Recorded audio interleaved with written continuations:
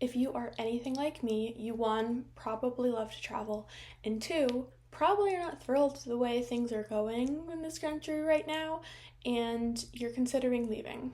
Or, just traveling more, seeing like what the world's like before they jail us in here, like the Handmaid's Tale. While I personally don't think I could ever leave the US forever, never come back, it definitely is appealing and fun to think about. And as someone who travels a lot for relatively inexpensive and someone who has lived abroad, I feel like it's my civic duty to share this information with you. So, the first category we are going to talk about is teaching English. So, if you understand this video, you're probably advanced, if not native, as an English speaker, and that is a skill that so many countries want. They want to teach their children to be better English speakers, and you can help them do that. One of the ways you can do this is by getting your TEFL certification, which is teaching English as a foreign language. Once you have that, you can apply to jobs and teach really anywhere in the world. You could just pick up your life and go. While teaching English sounded super interesting to me, I didn't think I necessarily wanted a certification, as it wasn't what I wanted to do for my whole life, but I found it interesting enough to teach English another way. So the way that I taught English abroad was actually in Spain through a program called NALCAP, the North American Language and Culture Program, and anyone who has finished or is about to finish their bachelor's degree, as well as is a native English speaker, is available to be a part of this program. I personally was placed in this little island, don't know if you've heard of it, called Ibiza, and I worked 15 hours a week for, I believe it was 870 euros a month, which does not seem like a whole ton, but my rent was 600 euros a month, so I could live pretty tightly month to month on that wage. But a lot of people pick up teaching on the side. I came in with a ton of money because I knew it would be my 1 year living abroad and I wanted to travel as much as possible. Long term, it could be kind of difficult unless you add something on to make a little more money, but the pay is different depending on what region you're placed in. In majority of the regions, you work from October 1st until the end of May, but I believe Madrid is a month longer. The NALCAT program has had some issues this past year. To be honest, I didn't fully see what happened, as it's not as important to me anymore, but there was an issue with the Andalusia region, which is the south of Spain, and everyone who got placed there did not end up getting a school placement, so they couldn't come, which is so disappointing and terrible. I had such a good time with this program. I traveled so much, I made such good friends, and I just know everyone in my life was jealous. I was that unemployed friend posting in a new country every single weekend, and that could easily be you too. I highly recommend it. So if you want to teach English in Spain but want to stay away from NALCAP until they figure their stuff out, there are some other programs. One is called BETA. I had a friend do it recently, and they place you only in Catholic schools throughout Spain. You do get paid more money. I believe it's 1,200 euros a month, but you're also working more hours. I believe it's 24 compared to the 15 hours that you do in NALCAP. I think you also have more of a say of where you'd like to be placed, and it's definitely a great alternative to NALCAP. There are a few other programs. One is Medeas. I think the only thing different about Medeas that I know is that you can be placed with the host family, which would be really cool. My Spanish really improved when I was there, but I always think how much more I could know and how much more fluent I'd be if I lived with the host family, so that's a really cool opportunity. There is a program specifically for Madrid. I've never heard this acronym out loud, so I don't know if people call it this, but it's UCETAM, UCETAM, and yes, places you specifically in schools in Madrid. The only other program I know is called, it's CIEE. I think it's a third-party program, so you pay them $2,000, and they're the middleman, and they find you a placement somewhere. So personally, I don't think I would recommend that one, especially when there's so many other ways that you could teach English in Spain. But I think it's good to know them all, know your options before you apply. And like I said before, I had a fantastic year, so if Spain sounds like something up your alley, maybe you should take a few months off and teach English in Spain too. So Spain is not the only country that does this, fortunately. There's so many other countries you could go to teach English with a program run through the government looking for people like you. Another program is called TAPIF. It's Teaching English in France. You do need to have some knowledge of the French language for this program. It's for people aged 20 to 35. I believe you get 790 euros as the monthly stipend, and you also have to figure out housing on your own. This program runs from October 1st to the end of April, so if you're someone who took French in school instead of Spanish, this could be a really cool opportunity as well. Another English teaching program in Europe is called CETP, C-E-T-P.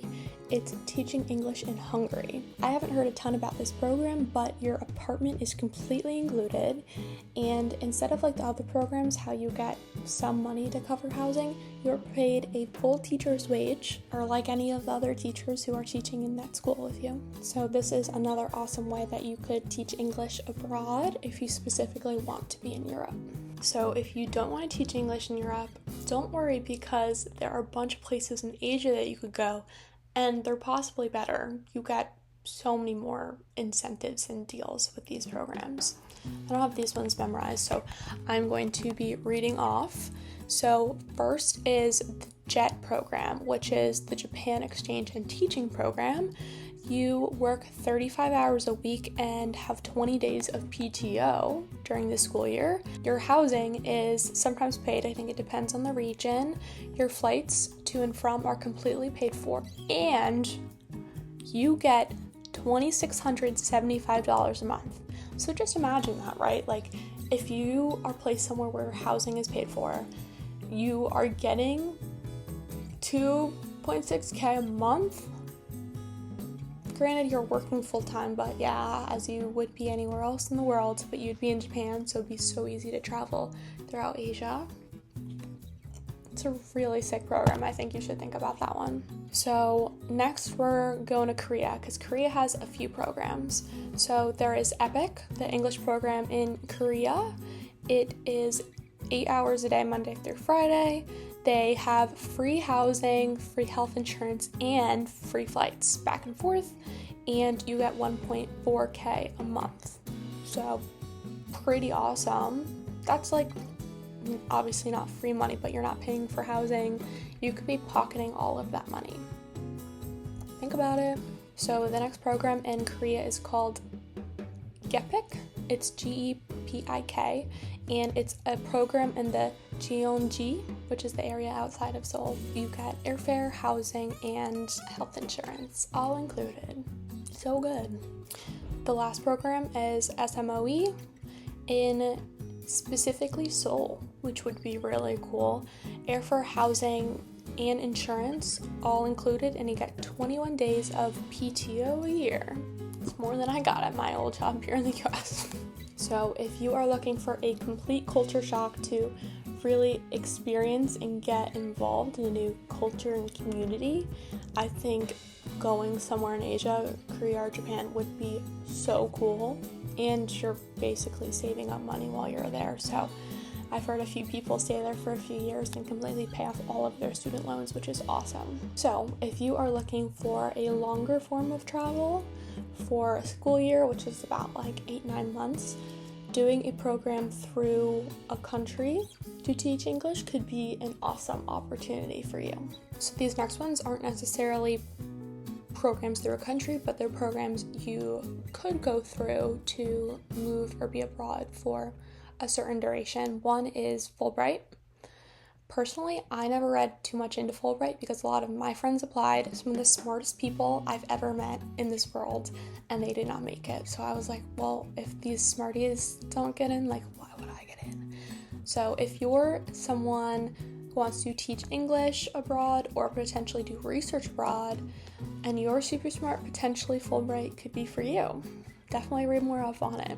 Another way you could go abroad and do really meaningful work is through the Peace Corps. The thing with the Peace Corps, though, is it's a bit of a commitment. It is 2 years long with 3 months of training beforehand. You get a monthly living allowance that should help you live somewhat comfortably in wherever you are going. And when you return, upon returning and finishing your duration, you are given $10,000 to readjust your life back home. So there's also a shorter version. They're called response volunteers. You go away for 6 to 12 months. Don't think you have the same readjustment allowance at the end, but you still get to go somewhere and do really impactful work and make a difference in this world. So that's pretty cool. And they also have a virtual volunteer opportunity, which I had just found out about recently. It's called the Virtual Service Pilot.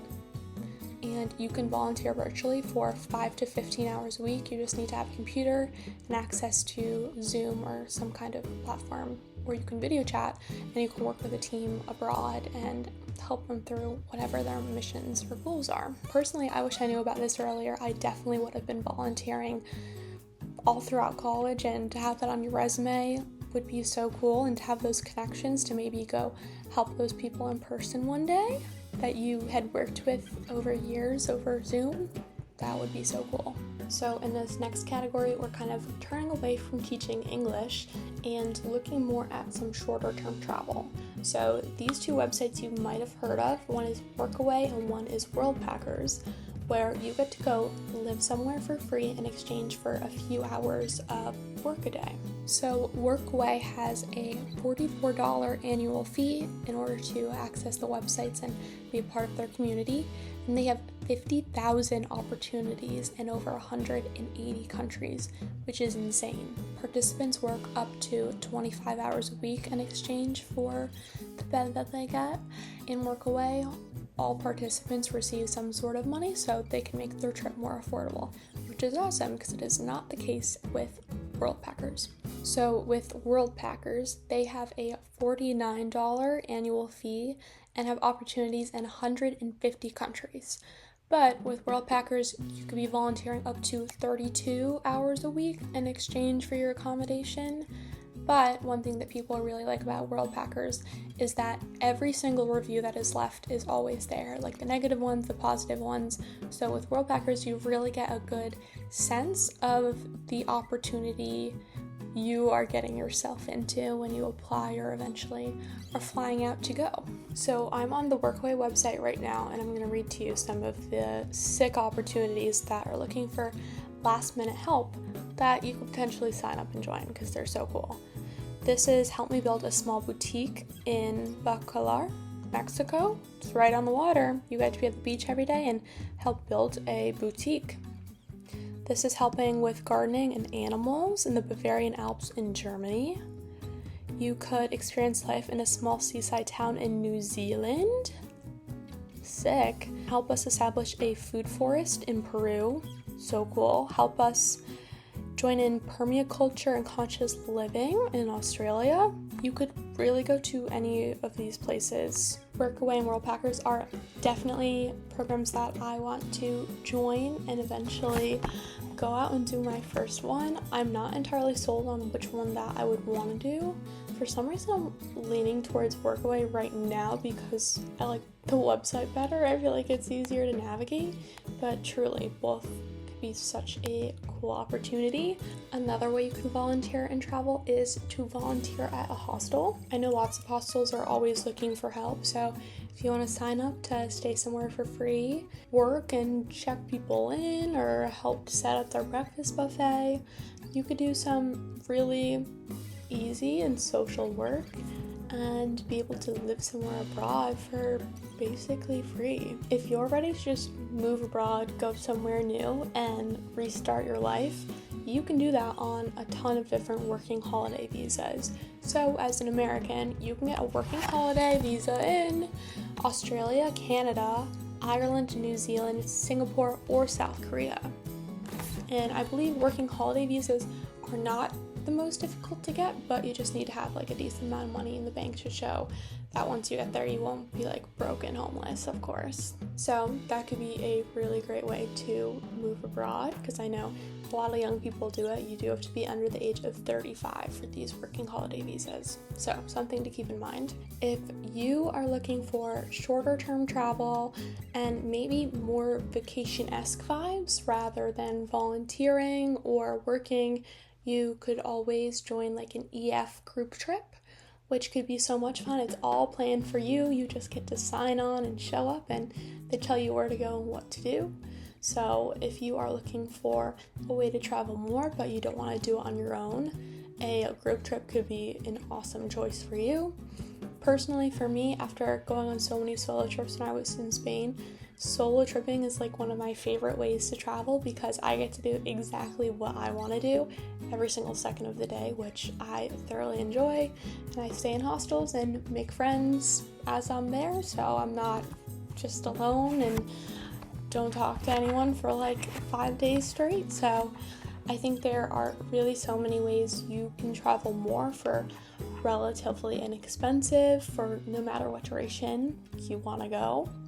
You want to move away forever, you can do that on a working holiday visa and then get a more long-term visa when you get there. Marry someone, who knows? Or you could start solo traveling, which I highly recommend, just getting obsessed with Skyscanner, which is my favorite website ever, to find really cheap flights and just staying in a hostel so you can still be social. I hope you have enjoyed this video, maybe heard about something you didn't know that inspires you to travel more, because that's like my one and only goal of this, and to inspire myself to travel more. So thank you for watching. If you have any questions, let me know, and I'll see you in the next video.